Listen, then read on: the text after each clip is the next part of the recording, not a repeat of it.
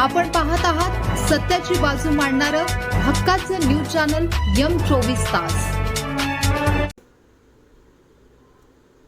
चारित्र्याच्या संशयावरून पतीकडून पत्नीची लोखंडी रॉडने निर्घृण हत्या।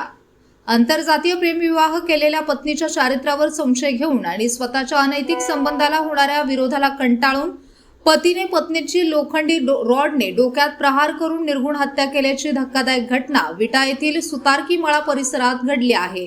या प्रकरणी विटा पोलिसांनी आरोपी पतीला ताब्यात घेतले असून शहरात या घटनेमुळे मोठी खळबळ उडाली आहे।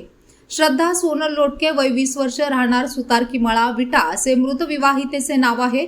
या प्रकरणी मृत श्रद्धाची आई दीपाली शशिकांत साठे वय 41 राहणार कराड रोड विटा यांनी विटा पोलीस ठाण्यात फिर्याद दिली आहे।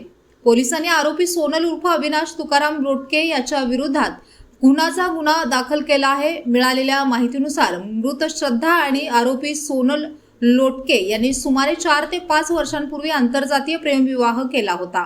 ते सध्या सुतारकी मळा येथील भाड्याच्या घरात राहत होते, मात्र गेल्या काही काळापासून त्यांच्या संसारात वादाची ठिणगी पडली होती। आरोपी सोनल हा पत्नी श्रद्धा हिच्या चारित्र्यावर सतत संशय घेत होता। तसेच आरोपीचे तृतीयपंथीयांशी संबंध असल्याने श्रद्धा त्याला वारंवार विरोध करत होती।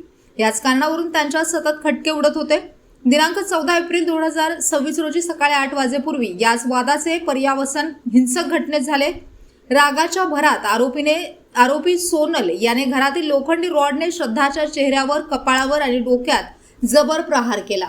या हल्ल्यात श्रद्धा गंभीर जखमी होऊन रक्ताच्या थारोळ्यात पडली आणि तिचा जागीच मृत्यू झाला।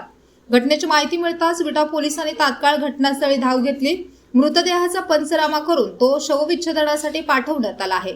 या प्रकरणी पोलिसांनी भारतीय न्याय संहिता कलम 103(1) आणि अनुसूचित जाती जमाती अत्याचार प्रतिबंधक कायदा अॅट्रॉसिटी कलम 3(2)V नुसार गुन्हा नोंदवला आहे। सध्या परिसरात शांतता असून पोलीस परिस्थितीवर लक्ष ठेवून आहेत।